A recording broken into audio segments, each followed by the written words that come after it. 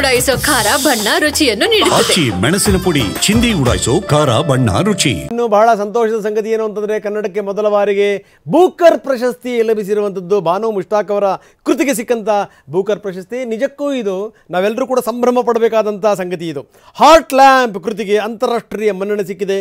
ಬಾನು ಮುಷ್ತಾಕ್ ಅವರಿಗೆ ಬೂಕರ್ ಪ್ರಶಸ್ತಿ ಲಭಿಸಿದೆ. ನೋಡಿ, ಇದು ಹಿಂದೆ 1990 ಜೊತೆಗೆ 23 ನಡುವೆ ಪ್ರಕಟಗೊಂಡಂಥ 12 ಕಥೆಗಳಿವೆ. ಆ 12 ಕಥೆಗಳು ಕನ್ನಡದಲ್ಲಿ ಬಂದಂಥ ಕಥೆಗಳು. ಈ ಕಥಾ ಸಂಕಲನವನ್ನು ದೀಪಾ ಬಸ್ತಿ ಕನ್ನಡದಿಂದ ಇಂಗ್ಲೀಷ್ಗೆ ಅನುವಾದಿಸಿದರು. ಮುಸ್ಲಿಂ ಸಮುದಾಯದ ಬಾಲಕಿಯರು ಹಾಗೂ ಹೆಣ್ಣು ಮಕ್ಕಳ ದೈನಂದಿನ ಬದುಕು ಬವಣೆ ಈ ಕಥೆಗಳಲ್ಲಿ ಅನಾವರಣಗೊಂಡಿದೆ. ಒಂದು ಅರ್ಥದಲ್ಲಿ ಏನು ಅಂದರೆ, ಸ್ತ್ರೀ ಹಕ್ಕುಗಳು,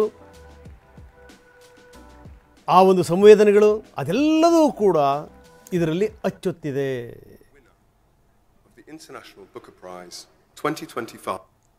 The winner of the International Booker Prize 2025 is Heart Lamp by Banu Mushtaq, translated by Deepa Basti.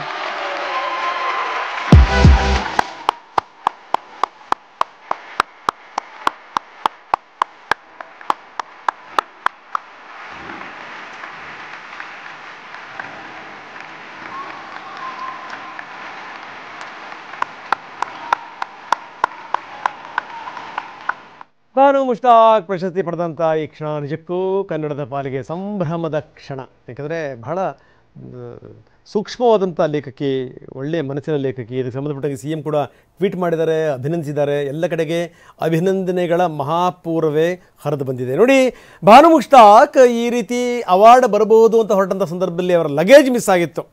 Luggage miss ಆದಾಗ ಸ್ವಲ್ಪ ಪರದಾಡಬಿಟ್ಟಿದ್ರು. ನನಗೆ BP ಇದೆ, ಶುಗರ್ ಇದೆ, ನನಗೆ ಈ ಬಟ್ಟೆಯಿಂದ ಹಿಡಿದು ಎಲ್ಲವೂ ಕೂಡ ಕಾಣೆಯಾಗ್ಬಿಟ್ಟಿದೆ, ಏನು ಮಾಡಬೇಕು ಅಂತ ಗೊತ್ತಾಗ್ತಿಲ್ಲ ಅಂತ ಭಾಳ ಜನ ಅವರಿಗೆ ಆಶೀರ್ವಾದ ಮಾಡಿದರು.